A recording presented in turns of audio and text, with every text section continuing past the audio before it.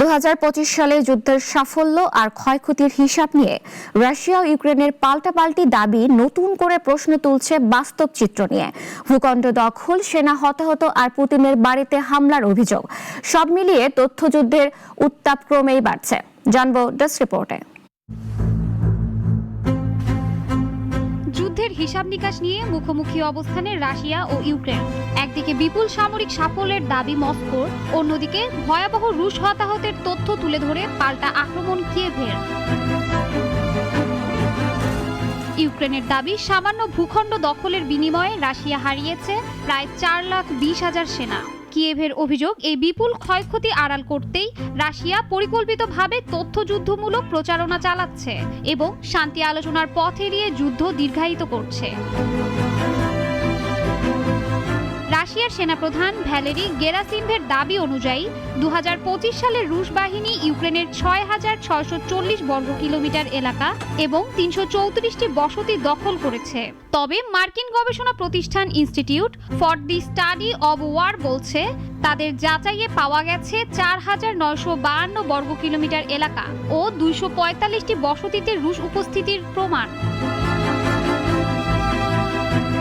ইউক্রেনের সেনাপ্রধান Oleksandr Syrskyi জানান, ইউক্রেনের মোট ভূখণ্ডের মাত্র 0.8% বর্তমানে রাশিয়ার নিয়ন্ত্রণে, অথচ এর বিনিময়ে রাশিয়ার হতাহত হয়েছে লক্ষাধিক সেনা। ইউক্রেনের জেনারেল স্টাফের হিসাবে যুদ্ধ শুরুর পর থেকে রাশিয়ার মোট হতাহতের সংখ্যা 12 লাখ ছাড়িয়েছে। ধ্বংস হয়েছে হাজার হাজার ট্যাঙ্ক, সাজোয়াজান, আর্টিলারি সিস্টেম, বিমান ও ক্ষেপণাস্ত্র। এর মধ্যেই নতুন করে উত্তেজনা ছড়িয়েছে রুশ প্রেসিডেন্ট ভ্লাদিমির পুতিনকে লক্ষ্য করে হামলার অভিযোগ। রাশিয়ার পররাষ্ট্রমন্ত্রী সের্গেই ল্যাভরভ দাবি করেন, ইউক্রেন 91টি দূরপাল্লার ড্রোন ব্যবহার করে নভগোরোড অঞ্চলে পুতিনের রাষ্ট্রীয় বাসভবনে হামলার চেষ্টা চালিয়েছে।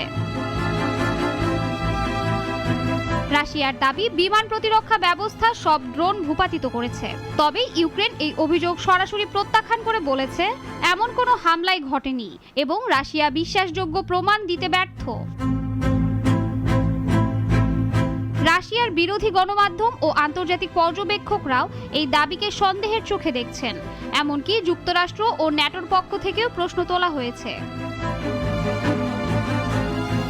এই প্রেক্ষাপটে যুদ্ধের মাঠের পাশাপাশি তথ্যের ময়দানেও আরও তীব্র হচ্ছে রাশিয়া ইউক্রেন সংঘাত। শাশ্বতী সরকার, নাগরিক।